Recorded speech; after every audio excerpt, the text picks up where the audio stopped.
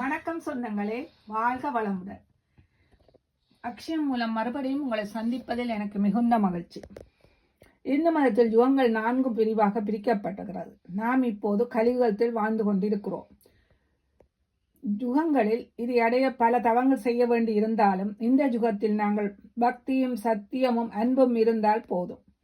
ஒரு ஊரிலே ஒரு திருடன் இருந்தான். அவன் திருடுவான், சூதாடுவான். இப்படி இவன் வாழ்வு போகும்போது அந்த ஊருக்கு ஒரு பெரியவர் வந்தார். அவர் ஊரா சென்று பிரசங்கம் செய்வர். அன்று அவனது ஊருக்கு வந்தவர் அந்த கூட்டத்தை பார்த்ததும், அடடா, இங்கே நல்லா திருடலாம் என்று அவன் யோசித்துக் கொண்டிருந்தான். ஒரு ஓரமாக நின்று அவர் பேசுவதை கவனித்துக் கொண்டிருந்தான்.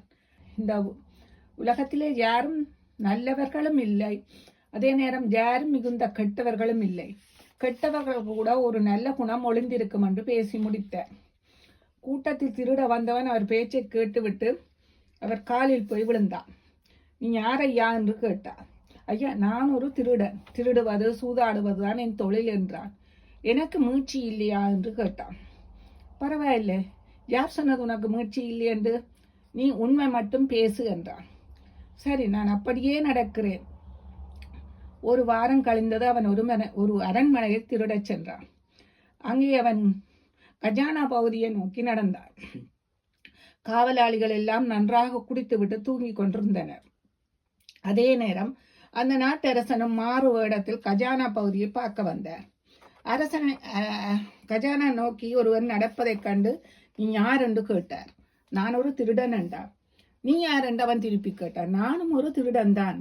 ஓகே, 2 பேரும் திருடி சமமாக பிரித்து கொள்வோம் என்றான். அரசனும் ஆமன்ற மாதிரி மண்டையாட்டினார். போய் பொருட்களை எல்லாம் திருடி சமமாக பிரித்து கொண்டனர். அப்போது ஒரு சுருக்கு பை கிடந்தது. அதை எடுக்க அரசனுக்கு மனம் மிக கவலைப்பட்டது. மூதாதையர் தந்த வைரங்கள் 3 அதில் இருந்தது. அவன் அதை எடுத்து பார்த்தான். 3 இருக்குது, பிரிக்க முடியாது. நீங்க ஒன்றை வச்சிருங்க, நான் ஒன்றை வச்சிருக்கிறேன் என்றான்.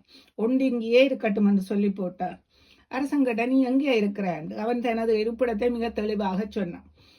நீ எங்கே என்ற, நானும் இங்க கிட்டத்தான் என்று அரசன் சொன்னான். சரி சரி, நாளைக்கு நாங்கள் சந்திப்போம் என்று சொல்லிவிட்டு அரசன் போய்விட்டார். அடுத்த நாள் அரசன் கஜானா அதிகாரியை கூப்பிட்டு, எங்களோட கஜானால திருட்டு போயிருக்கிறதாக கேள்விப்பட்டேன்னு ஒரு போய் பேரண்டு.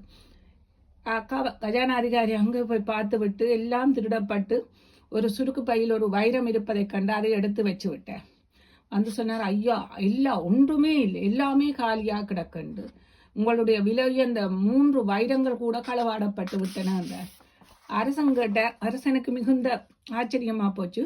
சரி சரி, இன்ன இடத்த ஒரு திருடன் இருக்கிறான், அவனை பிடித்து பாருங்கள் என்று இடத்தை குறிப்பிட்டார். அவன் வந்ததும் அரசன் கேட்ட, நீ யார் என்று. நான் ஒரு திருடன். நீ நேற்று என்ன செய்த? நான் அரண்மனை கஜானாவில் திருடச் சென்றேன்.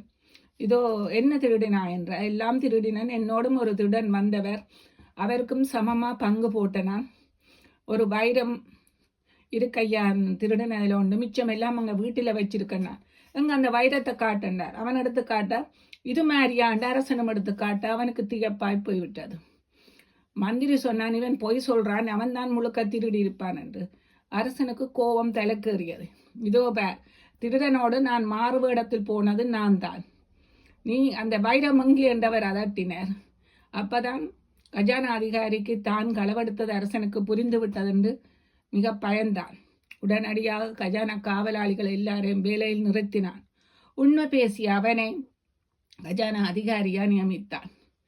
அதே போல அவன் ஒரு வாரம் கூட ஆகையில பெரியவர் சொன்னபடி அவன் உண்மை பேசிய ஒரு காரணத்தால் அவனுக்கு ஒரு பெரிய பதவியே தேடி வந்தது.